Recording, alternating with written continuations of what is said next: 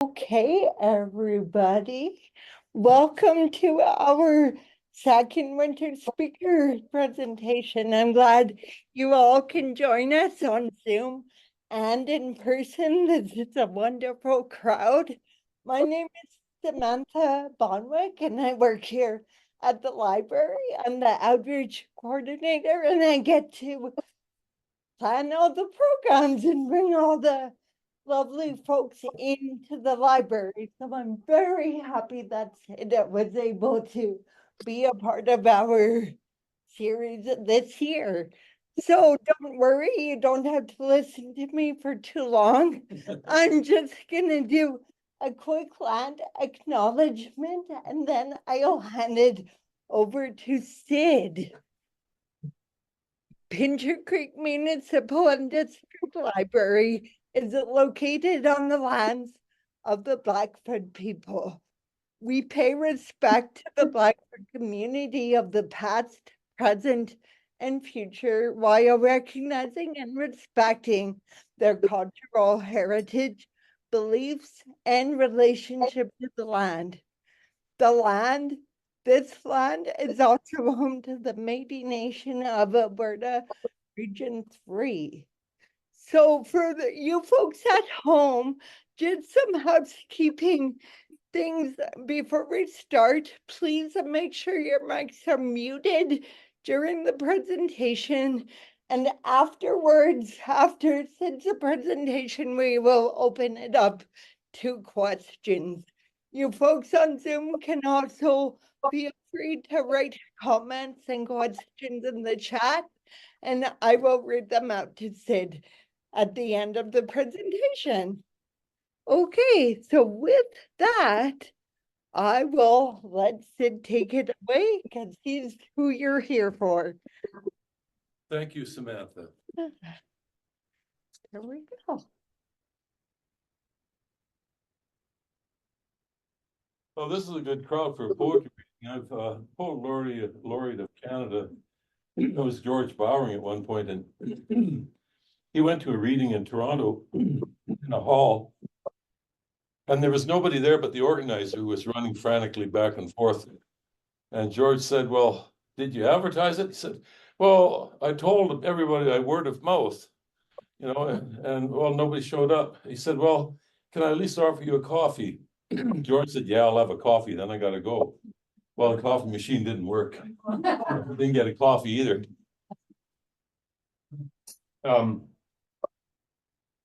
Poetry has fallen on hard times in a way.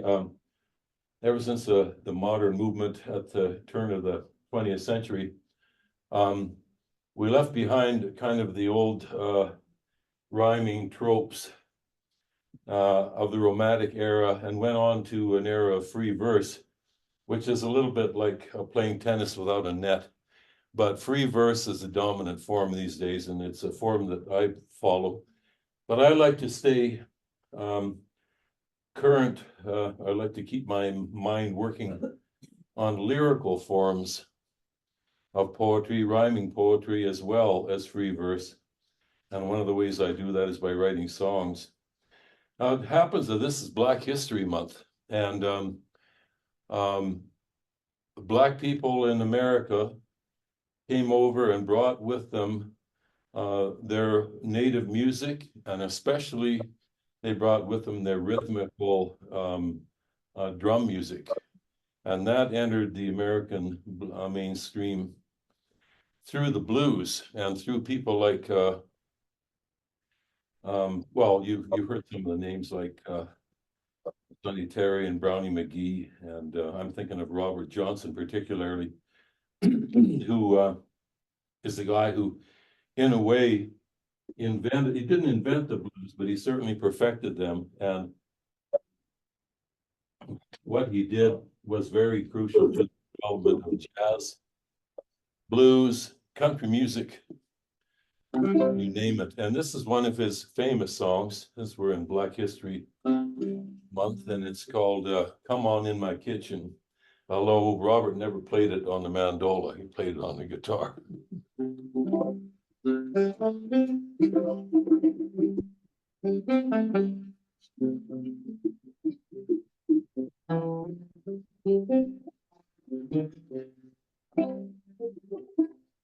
When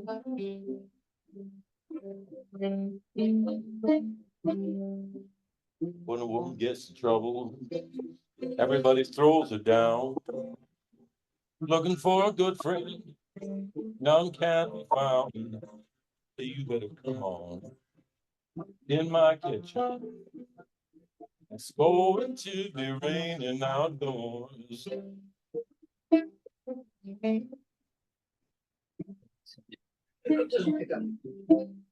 The woman I love, I stole from my best friend. Some sucker got lucky, stole her back again. You better come on in my kitchen. It's going to be raining outdoors.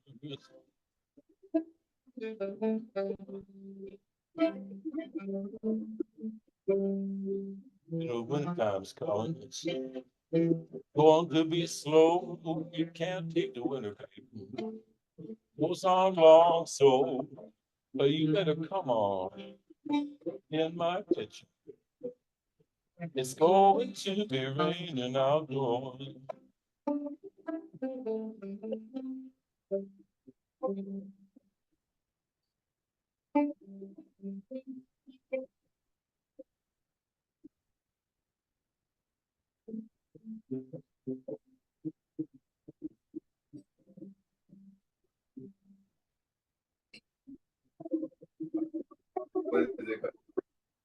I guess so.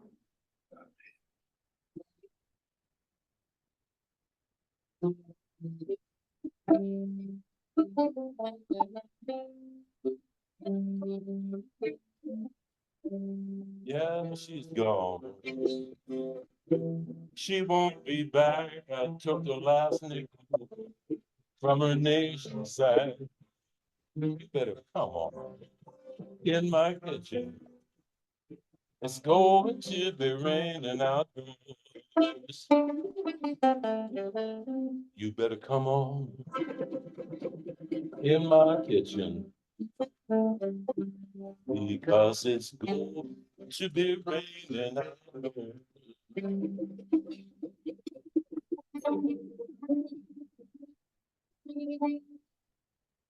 1936, Robert Johnson.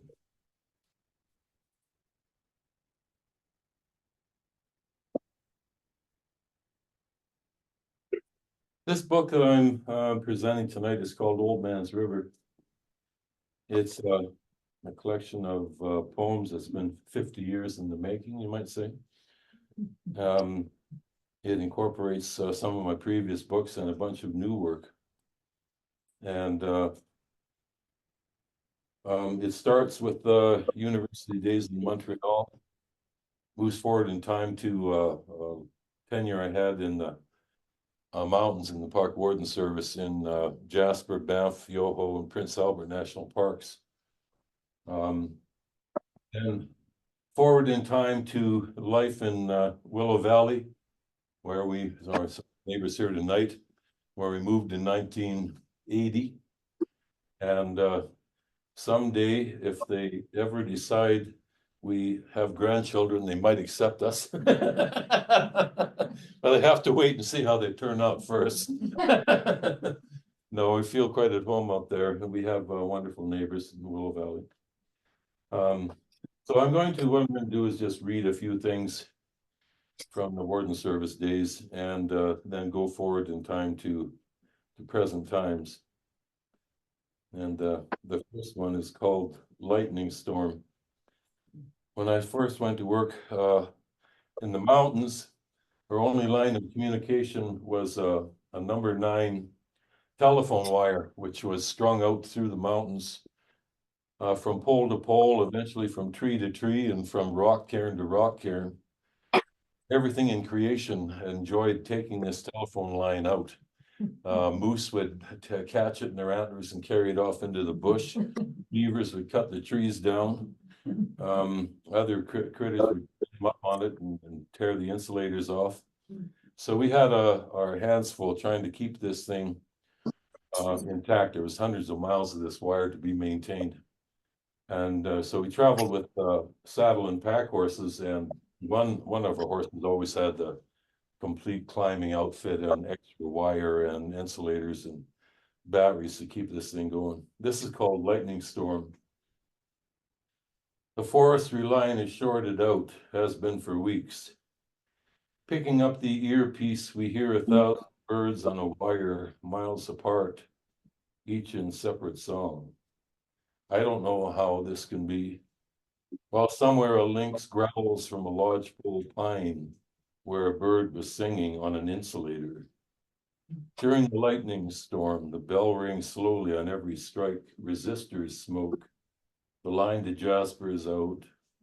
The district warden's 30 miles up the Little Cairn River, hasn't been heard from, can't be reached. 12 spruce have fallen on the lines near Beaver Cabin. In the morning, we'll be climbing, splicing wire, cutting deadfalls with a chainsaw. Answering the switchboard's ring, I shout, do you need help?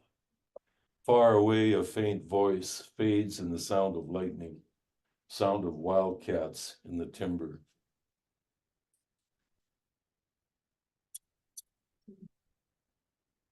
Myrna and I went out one time on a trip with a good friend and mentor, Mac Elder, out in the Moline Pass country. This is called Night Camp below Moline Pass. Oh, Mustahaya is a Cree word. It means mighty bear. Night camp below Moline Pass. Standing in the dark meadow, drinking coffee. The white bell mare gleams in mountain shadow.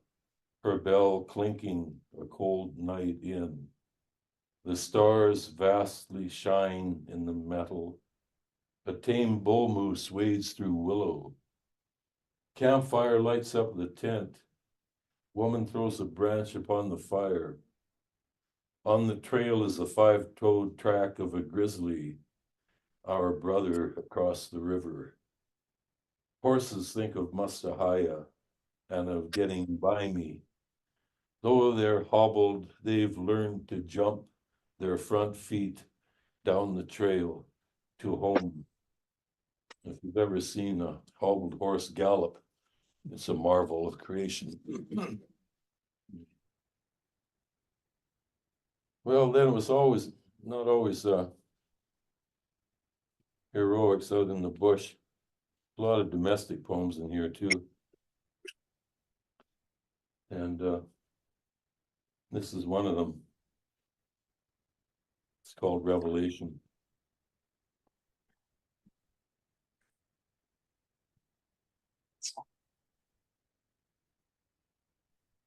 I held our new baby against my bare chest, and his 4-day-old mouth explored my tingling skin until he found a nipple, my milkless, small, and hairy nipple. He battened on. It was a major disappointment for both of us.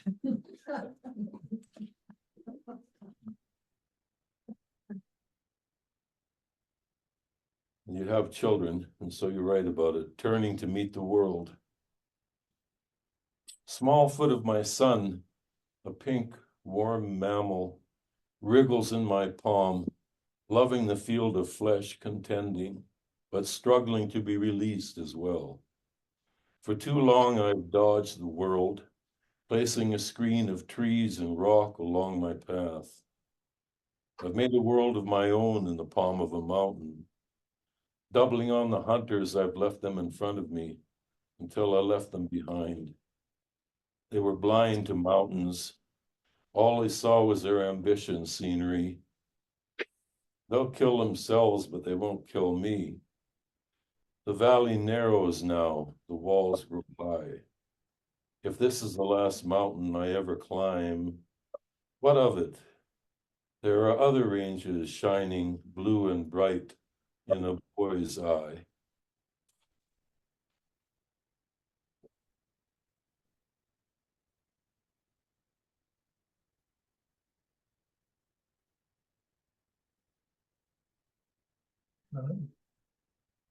My plans never work when I try and plan these things. I figure it's just sort of a spontaneous chaos.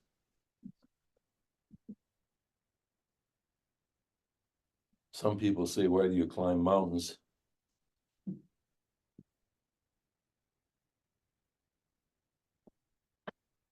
Others say, why do you eat so much? Because it was there. The argument for ascending. Side hill gouging gives your ankles pain. Stiff-kneed evenings, an arthritic old age. Slab rock and ice have let so many down, from an awkward balance to their finger ends. The mystery of falling.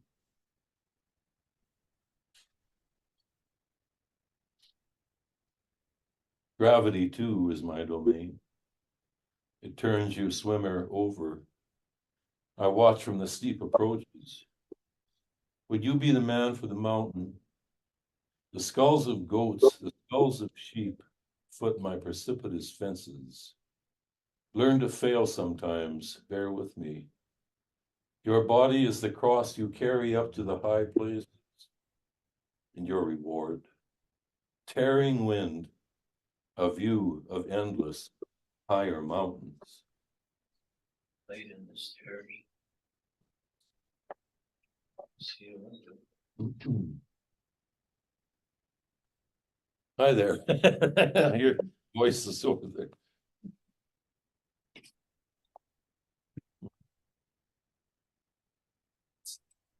I think it was a writer, Saul Bellow, or somebody like that, who once said, never quit a job on the basis of your principles. You may live to regret it. And this is sort of the theme of this little poem. It's called Scruples. Don't let thoughts cloud your thinking that you say, I quit. While there's ambition, the will must follow. I tossed my badge on the boss's desk with a satisfying ring of certainty. Now it's 10 years later, one summer of passion, 10 Decembers of doubt. Sometimes we forget what we want most, repeating stories of a life ruled by desire. The body's comfort makes the soul embarrassed. The will, it turns out, is not made of iron, more like plaster of Paris.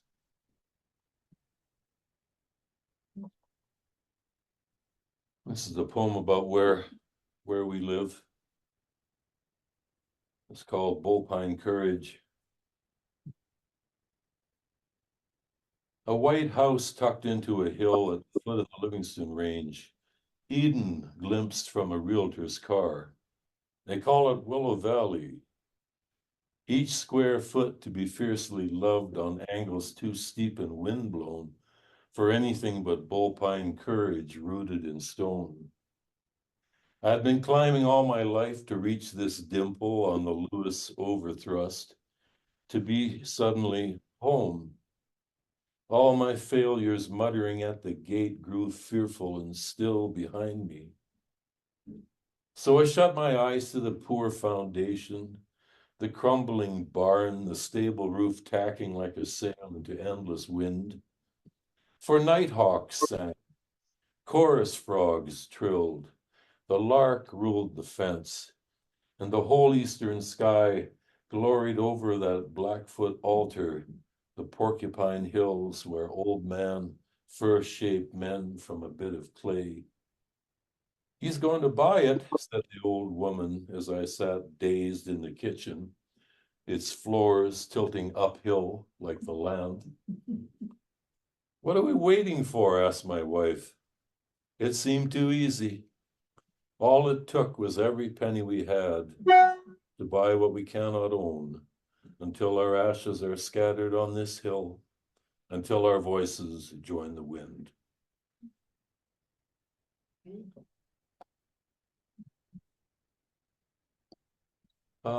There are two people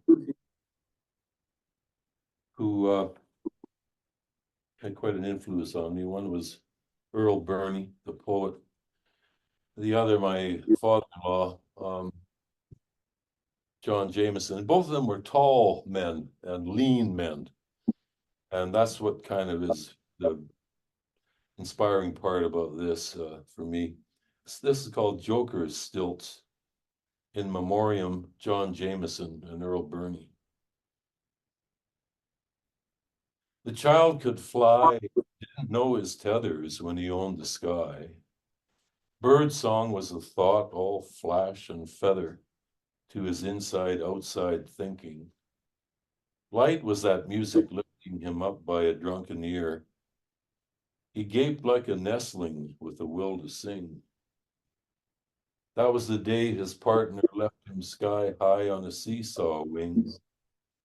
A rough laughter knuckled his head as heaven fell, and he came down like stone. When he woke to the self again, wise boys blessed his wounds with all their learning. Scorn. He stopped his ears, unlearning what they knew, that singular child, to keep the memory there of song, not knowing why, over and over, fell. But early some evening comes a man gray-bearded with a child in tow. You'll see them slip astride that thick fir board with the spring of a great mystery in its core. And as they ride, the old man's legs are joker's stilts for balancing a child. There's something of the heron in his flapping elbows too. Something gaunt and comic, yet the beat is true, as birds who know how air and earth all flow together in the widening of rivers in a country without pain. He knows how to carry the tune the child has started without thinking. It will lift them, singing, carried away.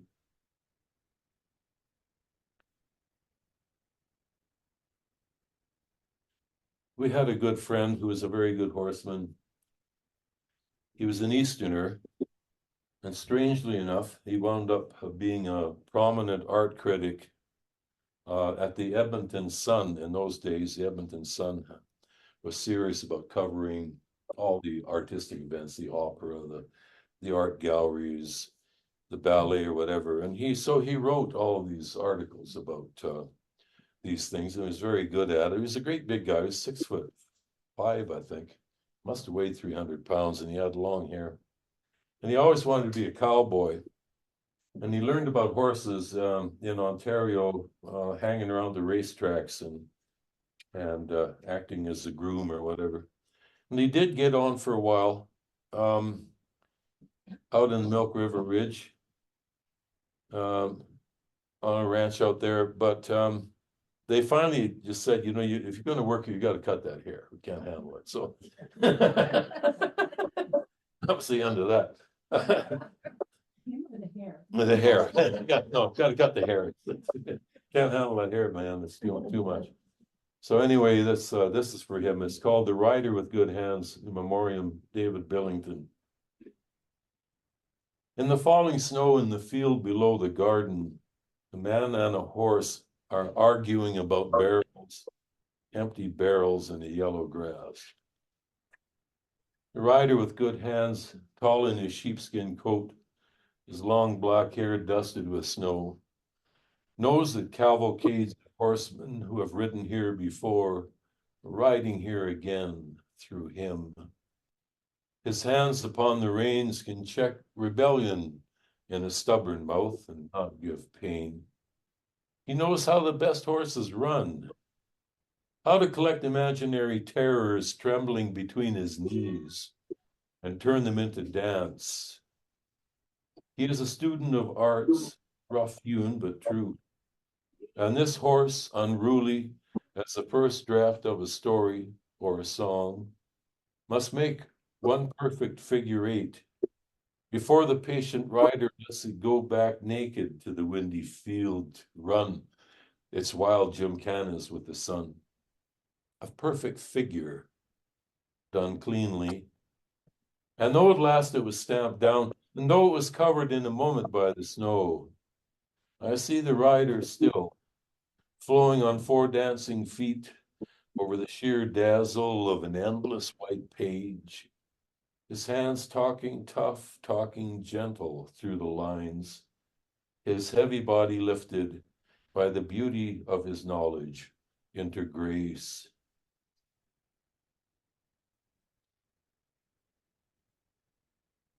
What's the last word? Into grace. Into Grace. grace. Okay. Let me hear. Just give me 1 second.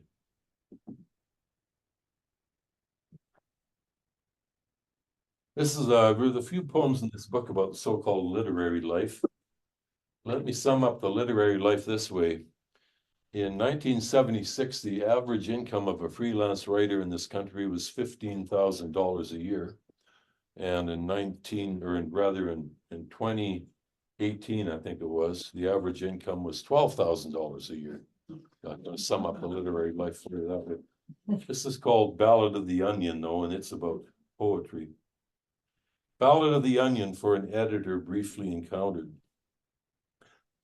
At lunch, we ordered salad, serene and spare of build. She gazed upon the legumes while her water glass was filled. But she edited the onions like unwanted exclamations from the paragraphs of lettuce and the carrots' explications. She asked to see some poems. I read for her that night. The verses stripped me naked. I was blinded by her light. But she left the crowded room with a speed that seemed rehearsed. Must have been the onions stinking up the verse.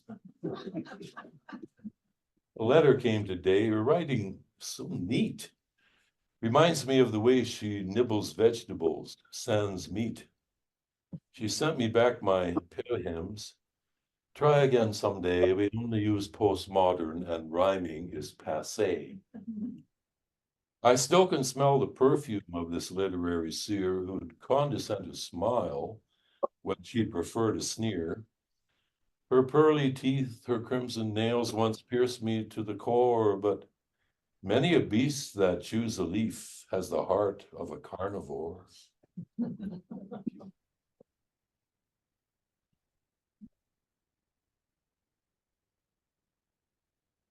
Well, I don't know.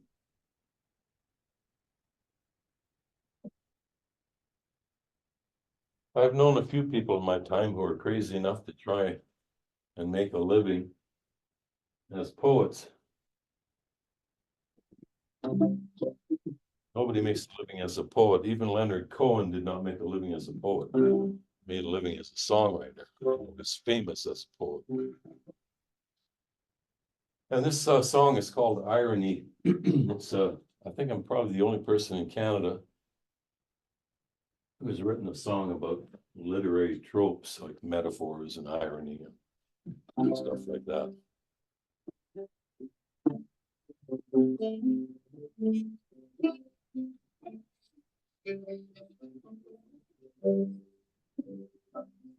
Friend of mine was a priest in poetry, lived in a halfway house down on his knees. He said he wouldn't try to take his life again, but he's so tranquilized he can't lift a pen. You see, his brand of anguish has gone out of date. Reader moves along, the reader won't wait, and paints the buyer's market from A to Z. You're gonna need a sense of irony. I've been waiting, but now I'm not sure. We'll meet between the trains Leonard Cohen's waiting for. This kind of trains don't even run anymore. Must have meant that as a metaphor. Lord have mercy, all the world is the stage. And everybody wants their 15 minutes of fame. Everybody's got a story nobody wants to hear. Now you can see the irony right there. Saw William Burroughs on his Calgary trip, bravely deconstructing Queen Elizabeth. William Burroughs had bodyguards. The people dressed in black seemed to think he was a god. I said to my wife, what's the matter with their head? If they weren't smoking cigarettes, I'd swear they were dead. They have form, but lack content, she explained. The audience is over the right. Vitamin D, baby, wash down with a dose of irony.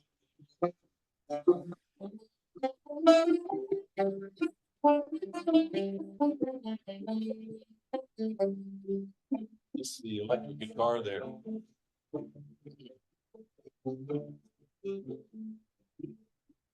I like a book that's long, thick, and wide.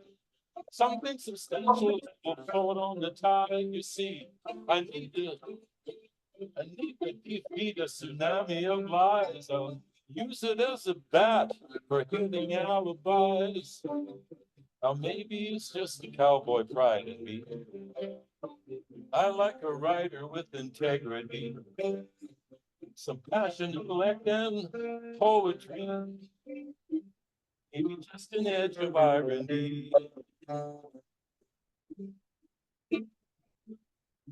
How ironic I've gone on too long, talking about rhetorical devices in a song, but let that be a lesson to you kids in creative writing 102. I think you will find it's a useful device. You can stuff it down your busty air, smoke it in a pipe, teach it down in boot camp, put it in a spray to repel Daniel Smith if she slithers up this way. You put it in her ivermectin and her Pinot Gris. And we might even save democracy from David Parker with a therapeutic dose of irony.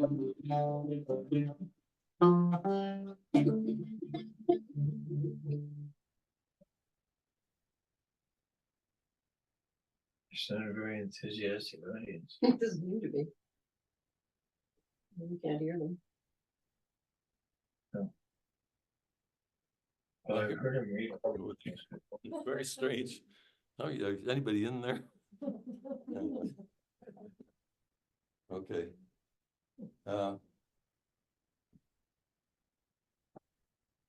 This poem is called An Arrowhead. And it's an arrowhead that was found on our property by my son one day. Brought it down and showed it to me. I think lots of people out our way have found arrowheads now and again. This one seems special to me. That was the first one we'd encountered on our property, so it was kind of cool. An arrowhead. It seemed too perfectly wrought to be lost or found by chance. That ivory-colored point shaped for an ancient strife gleamed in my son's hand. I felt the presence of those old souls hunting every turn of these hills of home. Ancestors that I cannot claim, a story I cannot own. Theirs were the children our fathers brushed aside, our retroactive sympathy no substitute for land. And yet there is this gift without conditions of an artist's hand. In the bend of a bow, this thing's true centuries from now. It's a cruel elegance still sharp, the thought, you never were alone or first to name these stars. Proud heart, stoop to the conquering stone.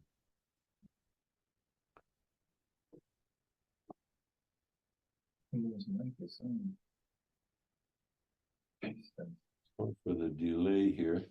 I know that we all hate dead air, like disc jockeys.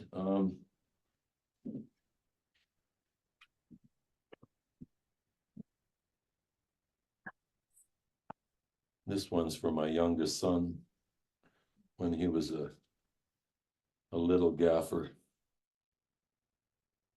The climber. The baby, 10 months old, stares from a flowery carpet up at Father Mountain. His altitude's unknown, he can't imagine falling. So confidently he starts to climb, tiny foot planted on a nubbin of ankle, hands exploring, finding holds of blue jean, to knee hold on a knee bone, thigh lock, buckle pause to muse, leans back for a better look up at the root, At length, an overhanging bulge of flannel yields to buttonholes and a welcoming shirt crack to wedge feet into, or grasp a hairlock on the brown curly moss in there, smiles up at the craggy summit block, slips, hangs one-handed from shirt collar, finds toe hold in belly button, tweaks the nose for luck, and plucks a ballpoint pen for a souvenir before glissading with a shriek of triumph down a gully of thighs and legs to the valley of rug far below.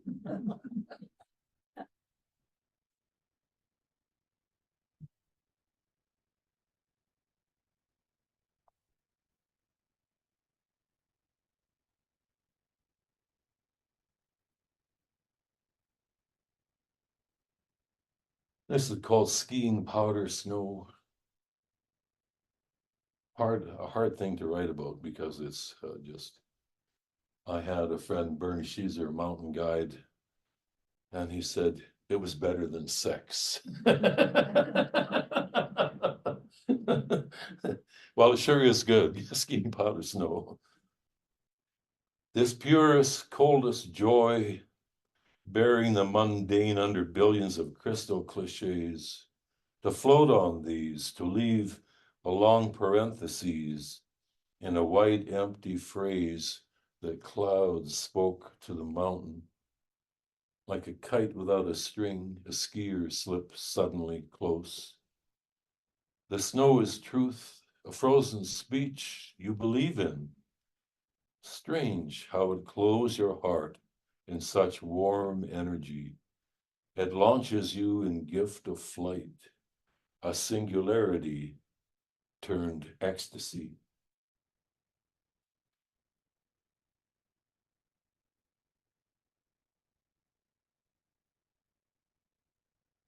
One summer, I got a bit desperate and went to work for the Alberta Forest Service.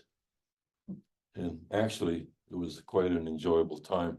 I just didn't want to admit it to those guys at the time. But this is called 4x4 Blues.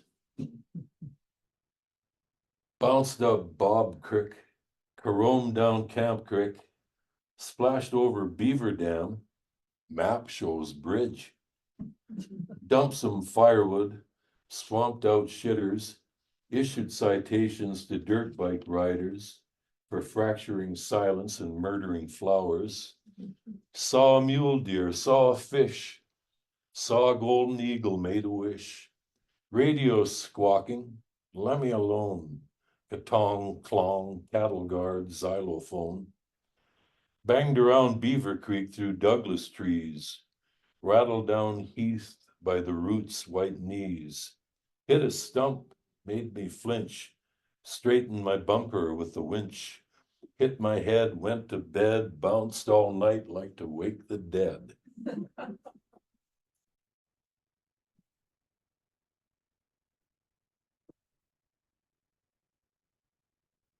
There was a lady who read all my books, and she was confined to a wheelchair for a great part of her life. And this is for her. It's called Poem for Mary, a reader. You said my mountain books lifted you from your wheelchair, gypsy free from your wasted legs. So that was you, Mary, with us on the lightning-shattered rock of Mount Victoria, breathing in the sulphurous smell of crumbling limestone, drunk on the moist air rising up from the milky emerald mouth of Lake Oasa. You must have slipped under my climbing harness as I bent to drink from a brook, so light you were and unperceived, even straddling that sickle of a cornice between South and Center Peak, where space licks at your ankles like an invisible wolf. I'm glad you were there, Mary, because my knees won't take me much higher now, and your husband says you finally left that wheelchair behind. Your words of praise were an amulet against despair that no one saw in me, especially you.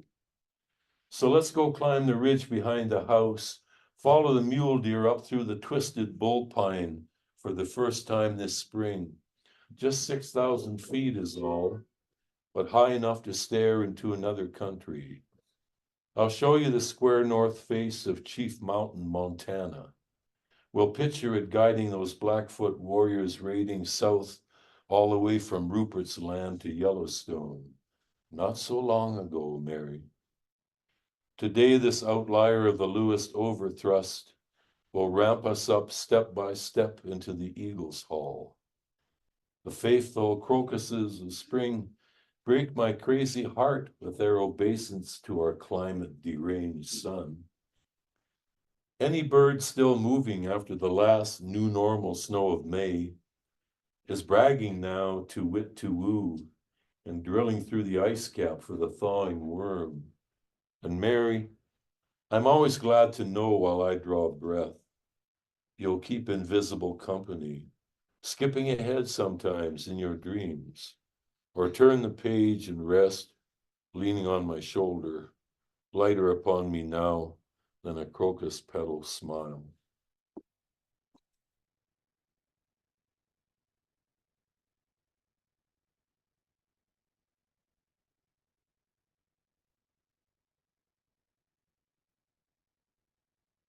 I don't have to tell anybody here about the wind.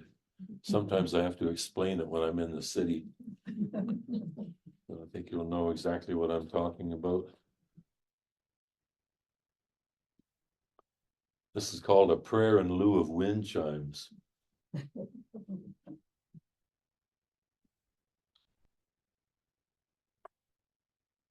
There's a cap of cloud on the Livingston, pushed by a waterfall of air.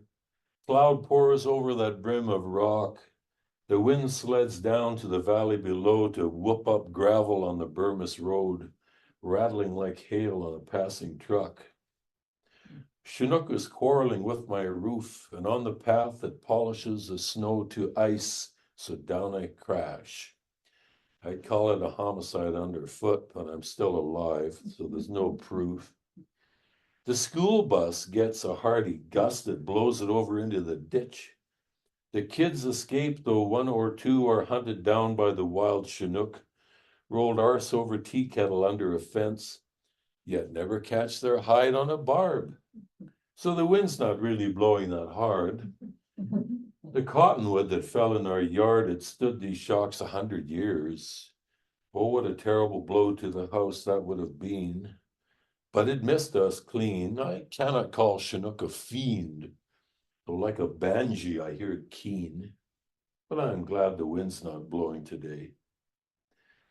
I wondered why my neighbor installed that picture window facing west. He knows the giant that rules this scene hates to be mirrored while venting his spleen. Today it shattered under a blast. No one was hit by the flying glass, though shards were speared in the log walls. And the roof only shifted back off its plate. I'd say it stood the attack of a wind that can hurl a train from its track, but I'm glad the wind's not blowing today.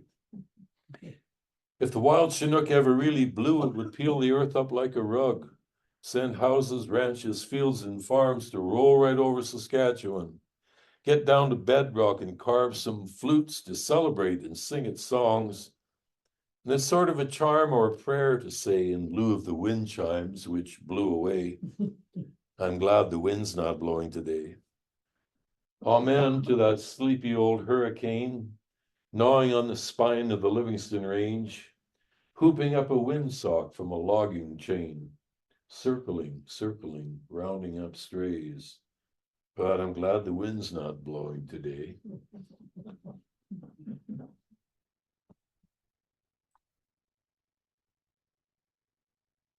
Well, we're going on a while here, so 335.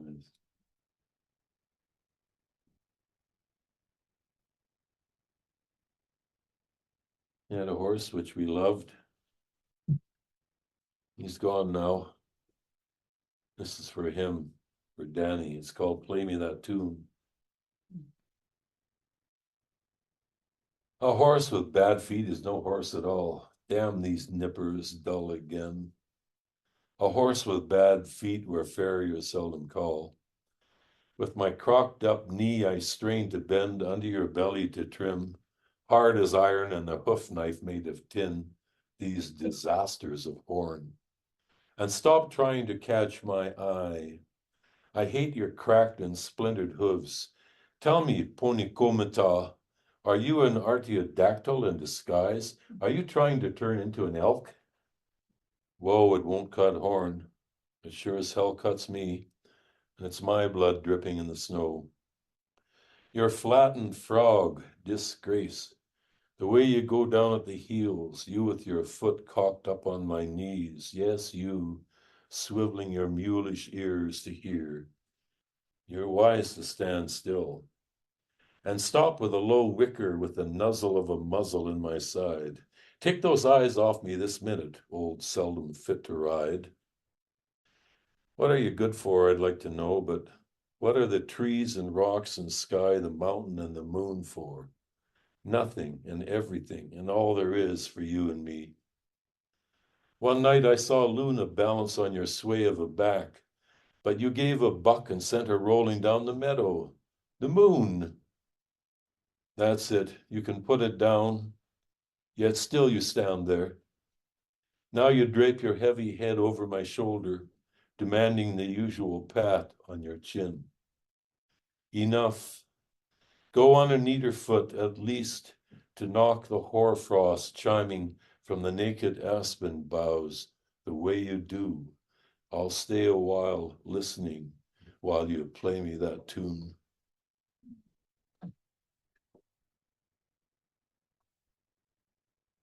Yeah, I think the last one I'll read is called Kinnickinnick.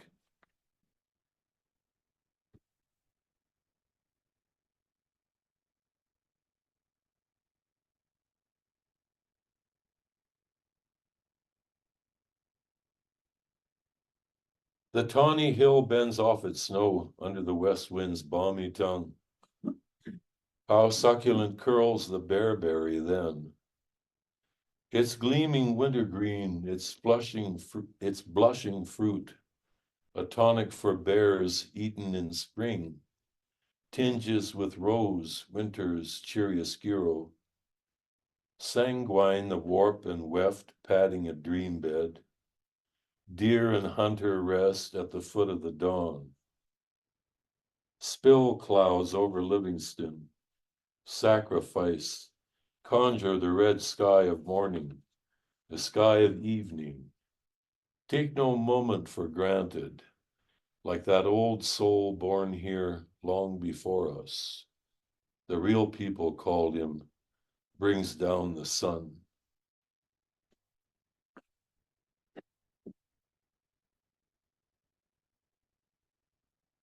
So I'd like to conclude with a song I've been working on.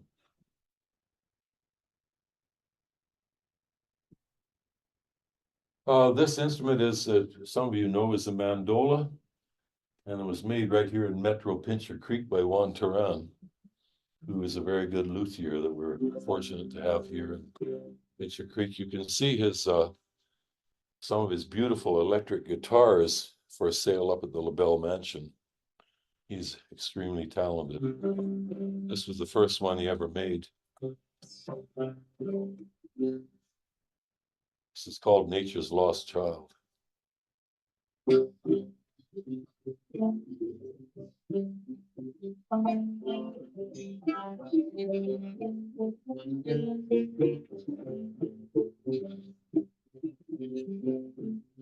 Must be the times we're living through.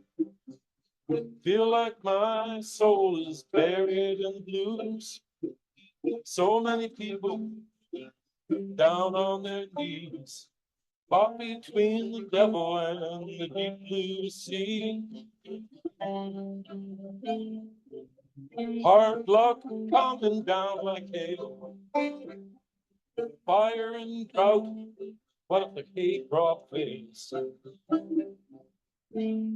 City people happy about this warm, dry winter day. Fools rush in and the climate's deranged. It's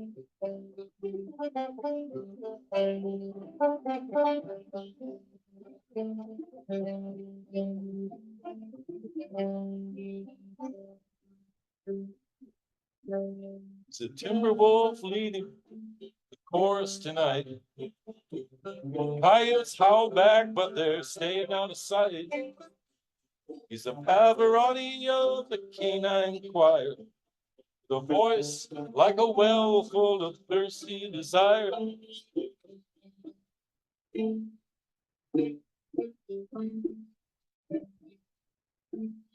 Some say he's a charismatic megafauna. Some say he's the source of bovine death and trauma. Some would like to see him living unharmed. Some would like to hang his wall eyes on the wall of the barn.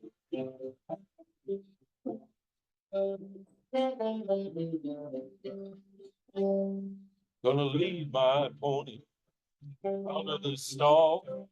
There's a concert tonight up in the Coyote Hall.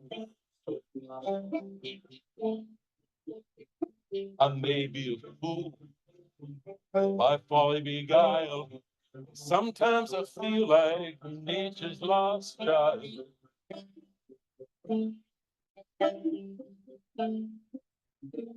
Must be the times we're living through.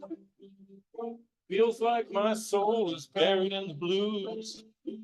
So many people down on their knees, caught between the devil and the deep blue sea.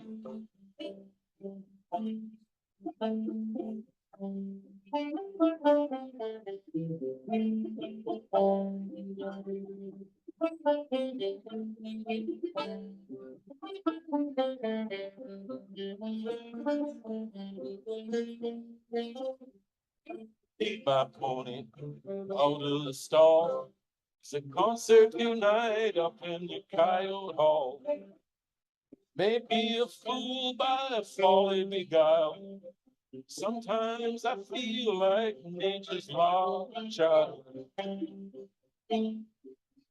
Lead my pony out of the stall. It's a concert tonight up in Coyote Hall. I may be a fool by a folly beguiled.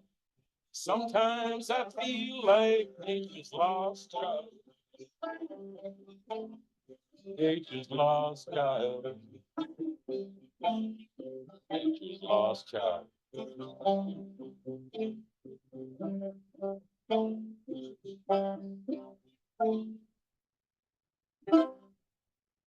And thank you for coming out tonight.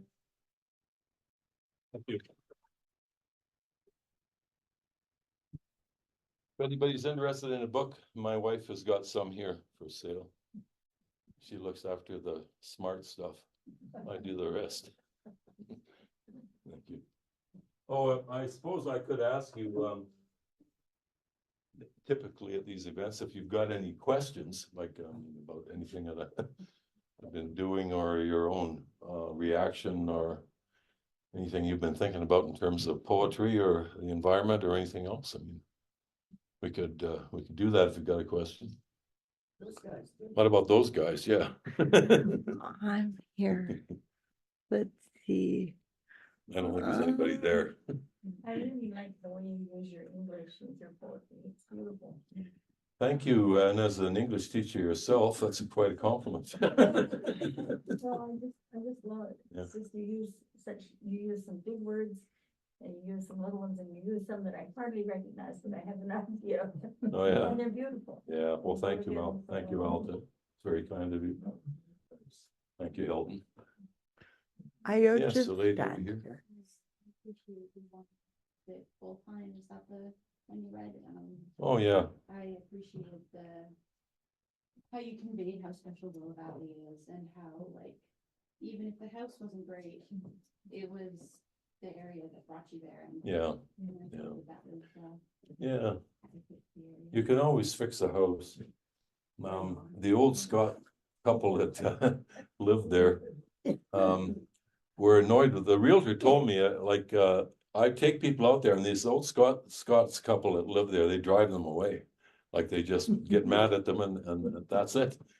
So when I came out there, he was kind of looking at me, the old fellow, wondering what I was gonna do. Well, first thing I did was take off walking. I walked the entire boundary of the property, which is not much, it's only, 22 acres, but I just walked the whole thing, looked at the fences and looked at what was there. And the old boy told his wife, "Oh, this one looks like a keeper."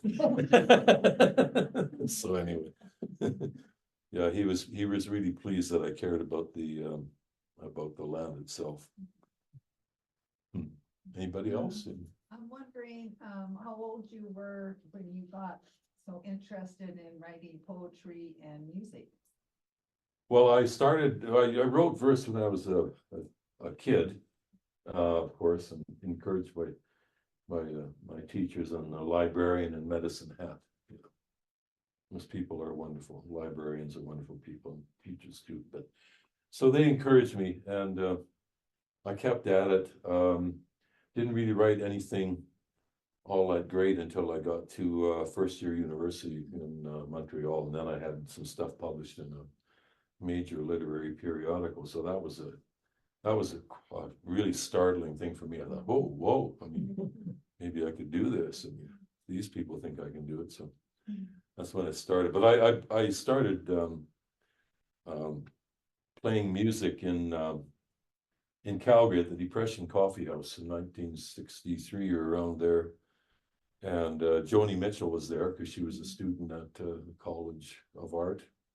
And David Whiffen, a friend of Bruce Coburn's, was running the place temporarily. And there was all kinds of great people coming through. So that's where I started playing. No, I started playing. I started with a little mandolin my friend Andy Signaski had given me. And Andy didn't know how to play the mandolin. He'd never heard a bluegrass outfit. So he played it like flamenco style. So I thought that's how you played the mandolin. And one time I was playing in the Prairie Dog Inn in Calgary, and my sociology professor, Peter Shimbos, a Greek guy, he was in there with this beautiful blonde woman. I thought, you never see your teachers quite in that light. And he looked at me and said, "Marty, give me that mandolin." So I gave it to him, thinking, oh yeah, this is going to be a joke. Then he pulled something out of his pocket, which I'd never seen before.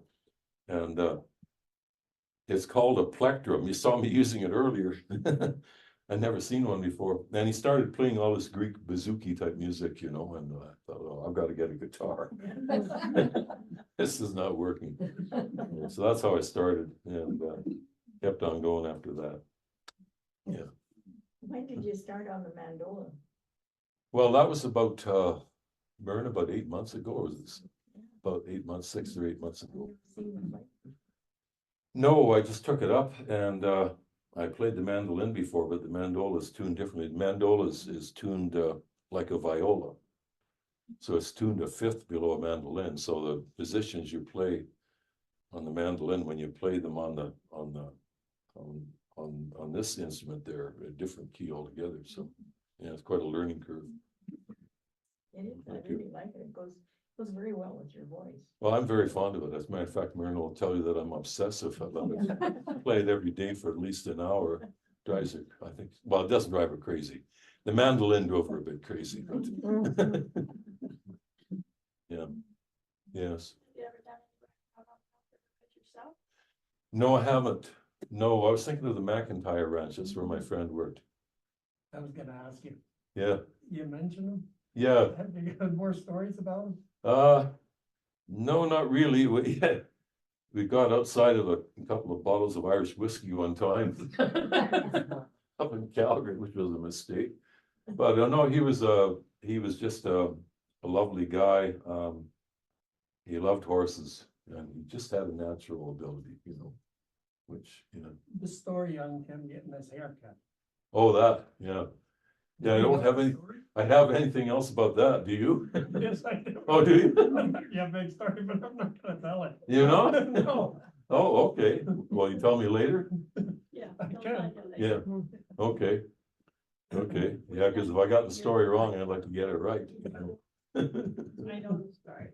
Oh, Oh, do you? Staff was working at back in Park for a long time. Oh, okay. But then we also rode out on the east side of the Mount River Ridge. Oh, okay. For the 15 years. Oh, yeah, oh, well. We just came home. But no, with the story. He was a talented human being. Yeah, Yeah. yeah, That's cool. I think he was. Yeah. Anybody else? No, sorry. I just appreciated the way you wrote about my dad's house building and the wind and the well, that it blew the window in. Oh, yeah, yeah. The logs. Yeah. I was in grade 1 when that happened, so it wasn't. Yeah, that was quite a shocking event. Mhm. Yeah. To us, it was just a story, but to you, it was a trauma. Yeah, I did not like the sound of the wind for the rest of Quite a while, eh? years. Yeah. Mhm. But thanks for the way you wrote about it. Oh, thank you. Okay. Yes, gentlemen. This might be a longer answer than you choose to, you can answer it however you want to. How has your 22 acres changed in the time that you've been? It's gotten drier year by year.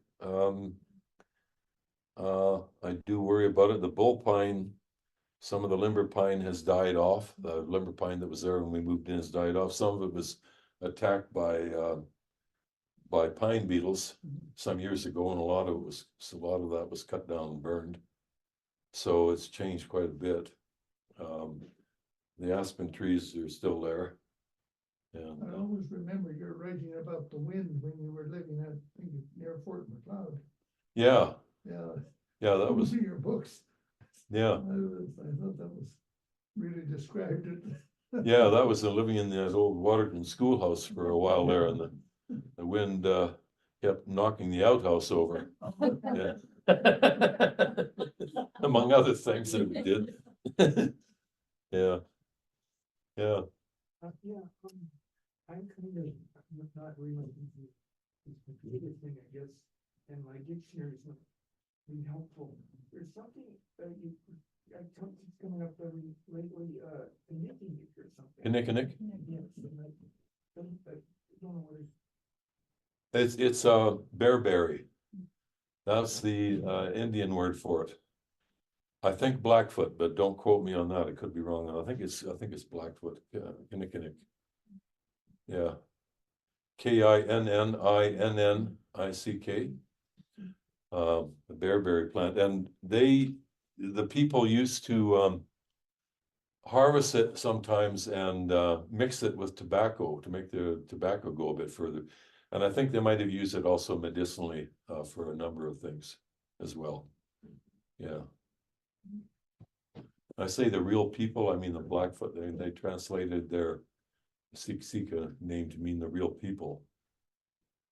Yeah. Anybody else? Yeah, but and Peter would just like to say thank you. They Oh, enjoyed it. hi guys. Yeah. You're out in Radium, BC. Yeah. Well, thank you for joining us. Thank you very much. Hope you have more water this summer than we've got here. Yeah. Yeah. Well, thank you again, everybody.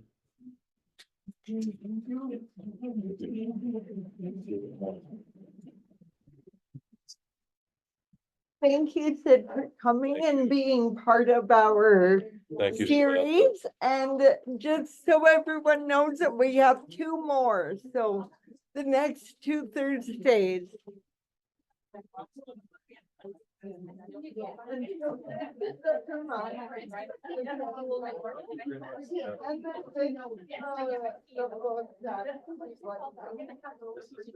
Yeah.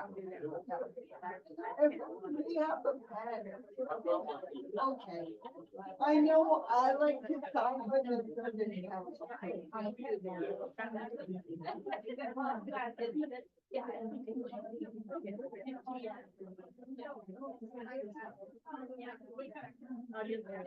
Are you listening? Yeah.